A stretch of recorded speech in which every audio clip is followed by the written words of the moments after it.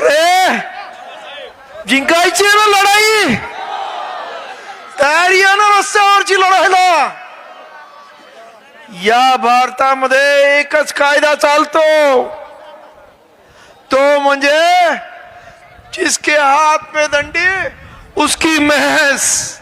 त्यामुळं या देशामध्ये आपल्याला सरकार किती काय म्हणत असेल तरी तुमची आणि माझी वज्रमूठ एकत्र झाली तर सरकारला मला सांगावं असं वाटतं, एक आंबेडकरवादी त्या दिल्लीला बसला, धर्मेंद्र राजीनामा द्यावा लागला.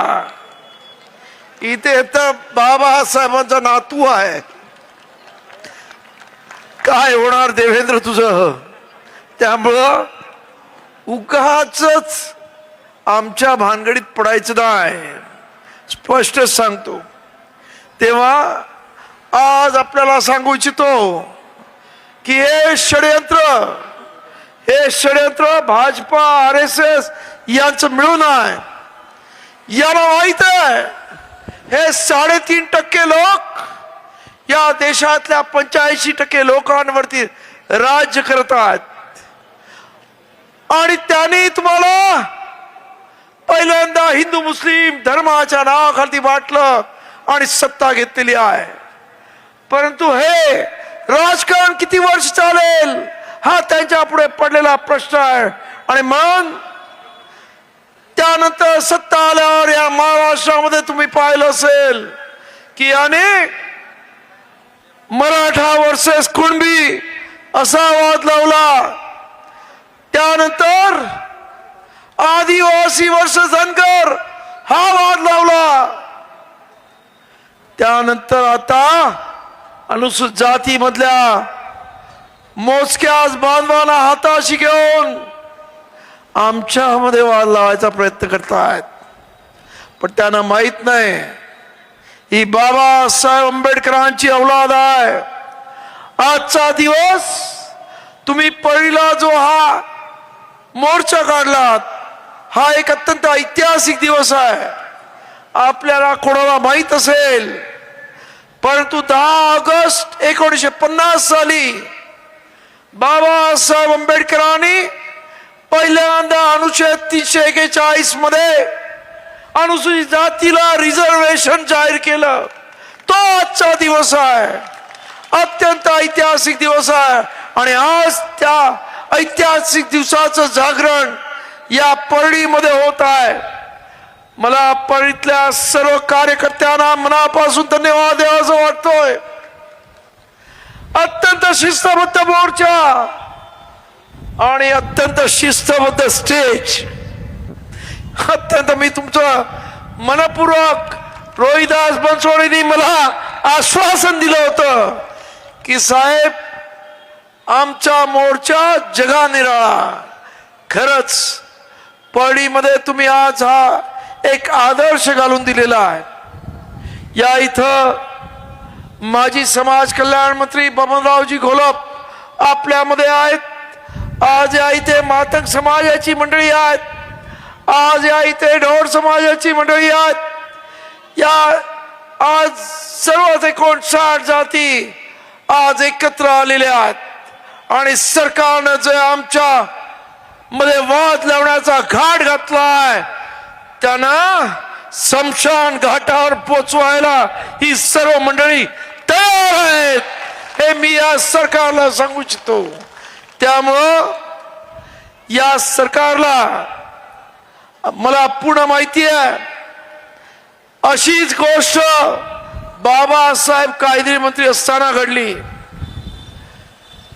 1951 ला मद्रास सरकार, त्यावेळेस मद्रास स्टेट होतं आणि मद्रास सरकारने त्यांच्या राज्यामध्ये अनुसूचित जातींना शिक्षणामध्ये सवलती दिल्या आणि ते प्रकरण सुप्रीम कोर्टात आलं. सुप्रीम कोर्टाने आदेश दिला की अनुसूचित जातींना शिक्षणामध्ये सवलती मिळणार नाहीत. आणि मग या देशातली पहिली घटना दुरुस्ती झाली जी बाबासाहेबांनी केली, अनुच्छेद 15(4) मध्ये बाबासाहेबांनी अनुसूचित जातीला शिक्षणामध्ये सुद्धा सवलती दिल्या जातील ही घटना दुरुस्ती संसदेमध्ये करून आणली. तेव्हा बाबासाहेबांना काही लोकांनी विचारलं की बाबासाहेब, तुम्ही घटनेचं हे मंदिर बांधलात आणि त्याची मोडतोड तुम्ही का करताय? त्या बाबासाहेबांनी उत्तर दिलं, मी मंदिर बांधलं पण त्या मंदिरात पुजाऱ्यानेच घाण केली आहे, ती मलाच घाण साफ करावी लागेल. आणि आज सुद्धा या सुप्रीम कोर्टाने उपवर्गीकरणाचा आदेश देऊन घाण केलेली आहे. आणि आता या अनुसूचित जातीच्या सर्व जातींना, आंबेडकरवाद्यांना ही घाण आता साफ करावी लागेल, हे आपण लक्षात घ्या. आणि त्यासाठीच आज महाराष्ट्रामध्ये जिल्ह्यामध्ये प्रचंड मोर्चे निघतात.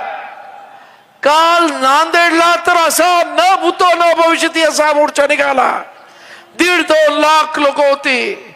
स्वतः SP त्याच्या ऑफिस मध्ये बघत होता आणि त्यानंतर मला मेसेज पाठवला, प्रचंड मोर्चा होता. एवढी प्रचंड ताकदीने लोक उतरतात. ही लोक कोणी आणत नाही आहे, उत्स्फूर्तपणे येत आहेत.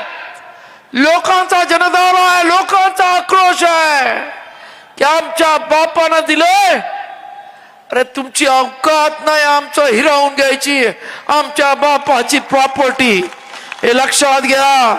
आणि बापाची प्रॉपर्टी हिसकावून घ्यायचा प्रयत्न केला तर त्याची लेकरं तुमच्या नरडीचा घोट घेतल्याशिवाय राहणार नाही.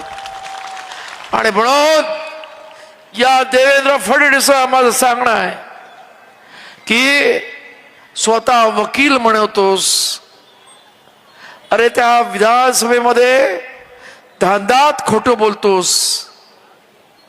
जरा ज्या जनतेवरची, त्याच्या मतावरती निवडून येता, या जनतेच्या बळावरती मुख्यमंत्री झालास, त्या विधानसभेमध्ये प्रामाणिकपणे सांग ना काय त्या जजमेंट मध्ये लिहिलेलं आहे. 1 ऑगस्ट 2024 रोजीची जजमेंट झाली. अर्थात ती खरं म्हणजे जजमेंट सुद्धा नाही आहे असं माझं म्हणणं आहे. कारण त्याच्या आधी नरेंद्र मोदी यांनी एका कर्नाटकाच्या भाषणामध्ये तिकडच्या मादिक समाजाला सांगितलं होतं, ते तिथे उपवर्गीकरण मागत होते, तेव्हा त्यांनी सांगितलं तुमचं उपवर्गीकरण मी करून देतो. आणि त्यानंतर जजमेंट येते की हे उपवर्गीकरणाला राज्य म्हणजे उपवर्गीकरण राज्याला अधिकार देऊन राज्याला उपवर्गीकरणाचा अधिकार आहे. हे कसलं जजमेंट आहे? म्हणजे सरकारच्या प्रमुखाने बोलायचं आणि या सुप्रीम कोर्टाने तो आदेश पारित करायचा. हे काय चाललंय सुप्रीम कोर्टाचं?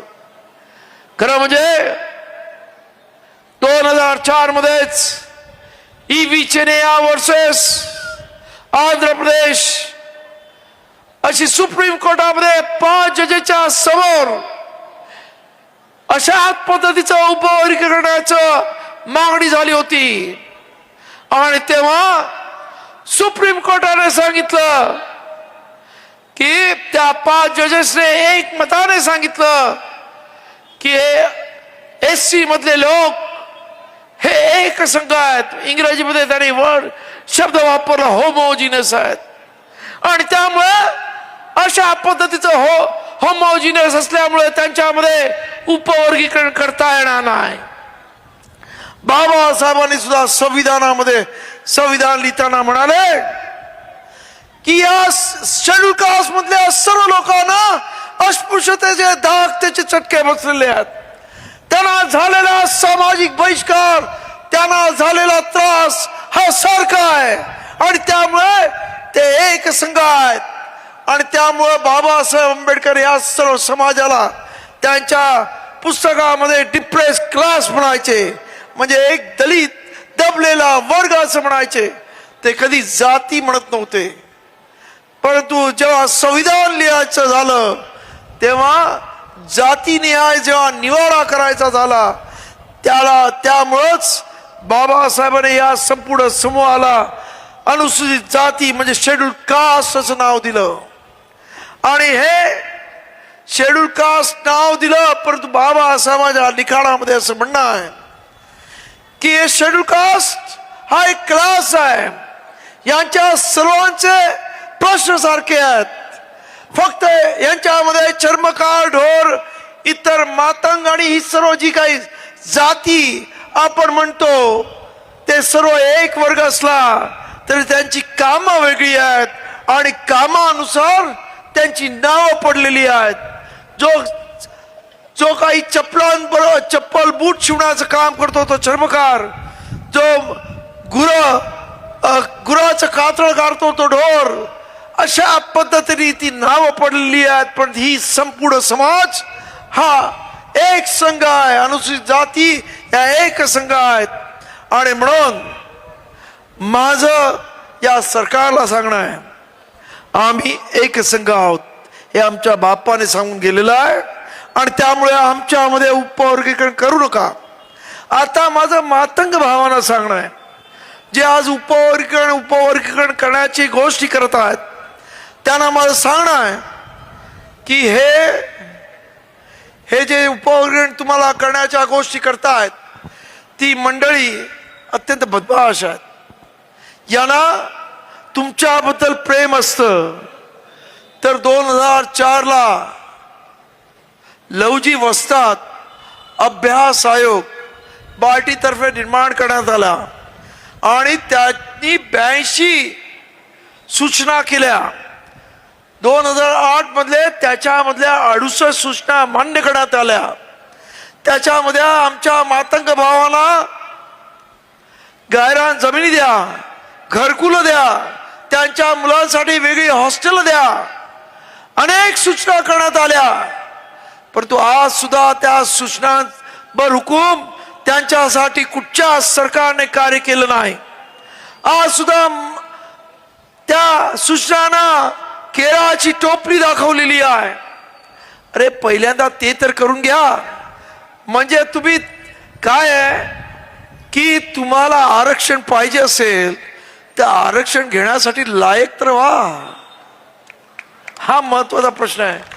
उद्या तुम्हाला दिलं, तुम्ही म्हणता तसं 8% आरक्षण जरी दिलं आणि उद्या नोकरीमध्ये डॉक्टर पाहिजे, इंजिनियर पाहिजे, प्रोफेसर पाहिजे म्हणून तिथे तुमच्या आरक्षणामध्ये ऍडव्हर्टाईज निघाल्या तर कोण भेटणार आहे? कारण तुमच्याकडे शिक्षण कुठे आहे? आणि 3 वेळा अशा पद्धतीने आरक्षणाच्या अधिसूचना पेपरमध्ये जाहिरात निघाल्या की सरकारी नियम आहे की त्या जागा खुल्या होतात आणि त्या जागा खुल्या झाल्या की त्याच्यावरती खुल्या जागेतली माणसं भरली जातात. मग सरकारचं धोरण असं आहे की यांना जास्तीच्या जागा द्यायच्या, ते आरक्षण भरलं जाणार नाही, मग खुल्या प्रवर्गामधली माणसं यांच्या जागा घेतील आणि जे खऱ्या अर्थानं अनुसूचित जातीमधली मंडळी आहेत त्यांना हे आरक्षणात वगळून टाकायचं. अशा पद्धतीचा हा कपटकारस्थानी डाव या सरकारचा आहे आणि तो आपल्याला उधळायचा आहे. हे लक्षात ठेवा. पुढच्या भावी पिढीसाठी उज्ज्वल भविष्य जर निर्माण करायचं असेल तर आपल्या सर्वांना या सरकारने ज्या पद्धतीनं या कपटकारस्थान करून जर तुम्ही आमचे आरक्षण रद्द करण्याचा किंवा आरक्षण घालवण्याचा प्रयत्न करत असाल तर आमच्याशी गाठ आहे. लक्षात ठेवा. सरकारनं तुम्ही किती शाणे समजत असाल पण बाबासाहेबांची औलाद आता शिकली सवरलेली आहे, येडे गबाळी राहिलेली नाही. आणि म्हणून फडणवीसांना सांगू इच्छितो, अरे एक आमचा अभिजित दिपके दिल्लीमध्ये बाबासाहेबाचं लेकरू बसलं, धर्मेंद्र गेला. इथं करोडो बाबासाहेबांची लेकरं बसली. देवेंद्र तू कधी जाशील कळणार नाही रे, त्यामुळं भानगडीत पडू नकोस एवढं सांगतो. आणि आपण सर्वांनी या इथे येऊनची एक अभेद्य एकजूट पळीतल्या या सर्व आंबेडकरवादी अनुसूचित जातीच्या लोकांनी दाखवली, त्याबद्दल आपल्या सर्वांना क्रांतिकारी जय भीम करतो। आणि अशाच पद्धतीने उद्या जर यांच्यामध्ये मस्ती आली असेल, देवेंद्र तुझ्यामध्ये मस्ती आली असेल, तर मग जंतर मंतर मधली पोरं 17-18 वर्षाची होती, त्यांच्यावरती काठ्या चालवल्या, त्यांच्यावरती पेलेट गन चालवल्या, पण आमची ही पोरं लय लय गुणाची, ते काय काय चालवतील काय कळणार नाही तुला। ते तुझ्या नागपूरमध्ये पण रेशीम बागेत घुसायला माग पुढे बघणार नाही रे, त्यामुळं सांभाळून वाग एवढंच सांगतो आणि आपली जाग येतो। धन्यवाद, जय भीम।